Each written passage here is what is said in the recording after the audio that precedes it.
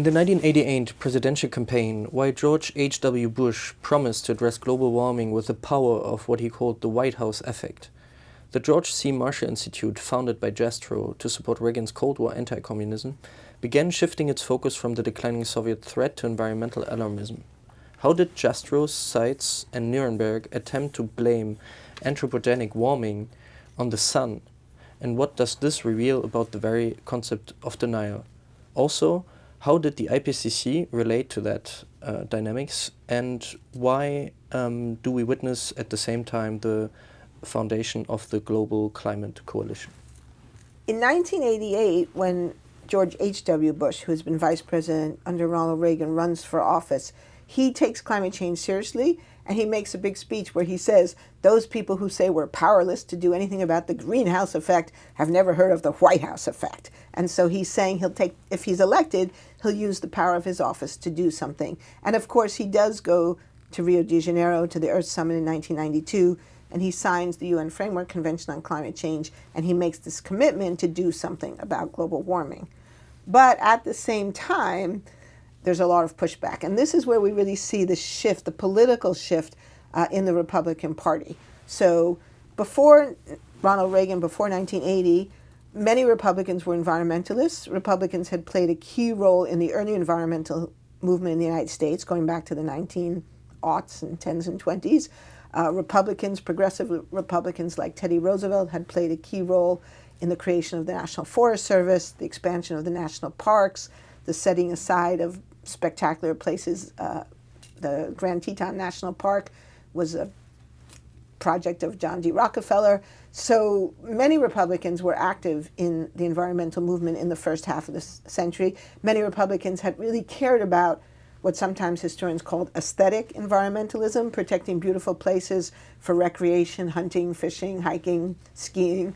But it really changes in the Reagan administration. And it changes because of this relationship between environmental science and regulation.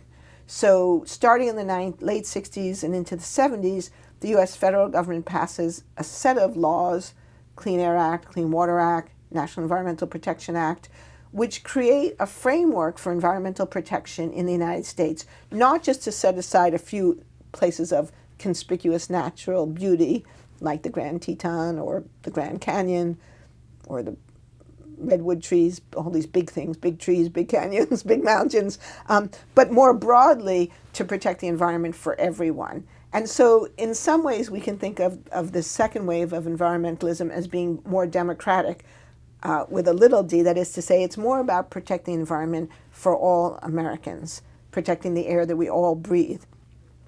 But it was still bipartisan. In the 1960s, you still had very widespread Republican support, and like the Wilderness Act is passed nearly unanimously in Congress. Richard Nixon signs the Clean Air Act, the Clean Water Act. He creates the EPA. So you have very broad bipartisan support. But it begins to shift. As these statutes are passed, you immediately begin to see pushback from industry. And you begin to see the chemical industry in particular, but also air polluting industries like electrical utilities, pushing back against this regulatory structure. And they begin to say America's over-regulated, that regulation is bad for the economy. What they really mean is it's bad for them personally, right? And this gets picked up by Reagan.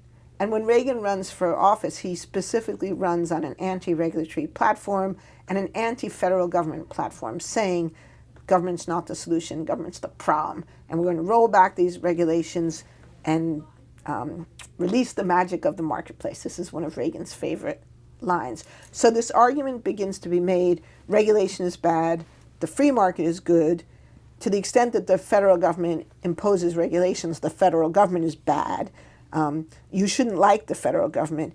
You should be suspicious of the federal government. So it's really a crucial moment historically, especially in terms of what's understanding today, because it's the beginning of where we see the Republican Party turning against the federal government and attempting to turn the American people against the federal government. So this is all happening around this period, this crucial period in the late 80s.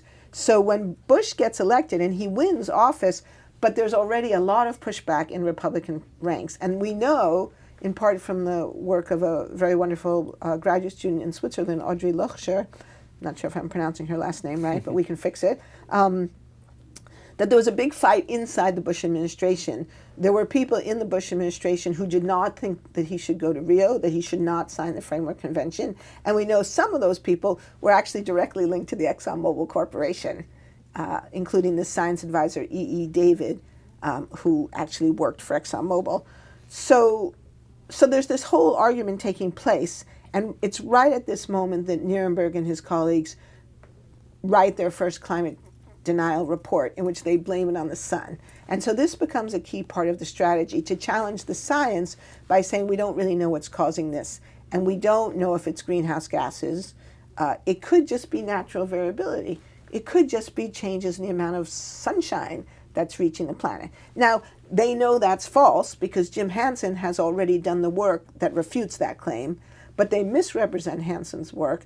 They bring it to the White House and they say, we don't have to worry about this. We can, it just might be natural variability. And so the people in the Bush administration who are anti-regulation, don't want to see the administration do anything about climate change, they seize on this argument. And this then becomes one of the central arguments that's carried into the 1990s. Oh, it's just the sun. It's the wobble of the earth. And I have a little film clip I use frequently of Lee Raymond, who's the CEO of ExxonMobil in the 1990s, in which he's asked about global warming, and he says, oh, well, there's a lot of things that cause climate change. There's the wobble of the earth.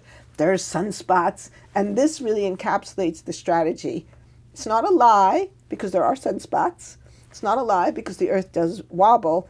But it's grossly misleading, because in the context of climate change, those are not the things that are causing global warming. And the scientific community has said so explicitly, but he's denying what the scientific community is saying, trying to distract the audience by saying, oh, but there's all these other things. So it's deeply misleading, and this is the strategy that then we see the fossil fuel industry carry forward to, and even to the present day. I mean, you might think that the arguments about sunspots have gone away, but I could point you to corners of the internet where they are alive and well and being used to deny global warming.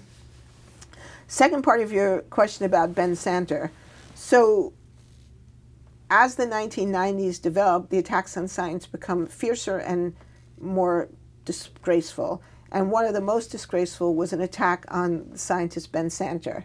So Ben was the lead author of the key chapter of the 1992 Second Assessment Report, which was the first time ever in history that the scientific community made a statement about attribution. And by that I mean to say, yes, we can attribute the observed warming to the increase in greenhouse gases in the atmosphere. And the statement is a pretty careful one.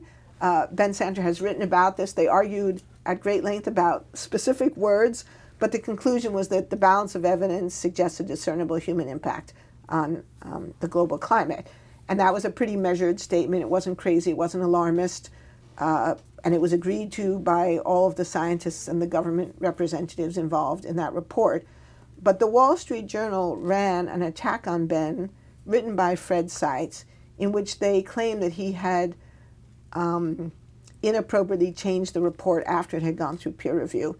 And it was really fascinating to me when I was writing about this, because I remember reading this and thinking, oh, that's actually what they did. That's what Bill Nirenberg did with the acid rain report. So he's committing scientific malfeasance and then claiming that the actual scientists are doing that. So you see a lot of projection in these stories, and now whenever I see one of these climate deniers accusing the scientific community of doing something, I think, oh, did he do that? So they accuse Ben of inappropriately changing the report. There's no evidence that this is true. And one of the really interesting things about this particular report is that one of the co-authors on this chapter was actually an ExxonMobil scientist, a man named Haroon Keshki. So if anyone would have been in a position to out Ben if he had done something wrong, it would have been Keshki, but he never did.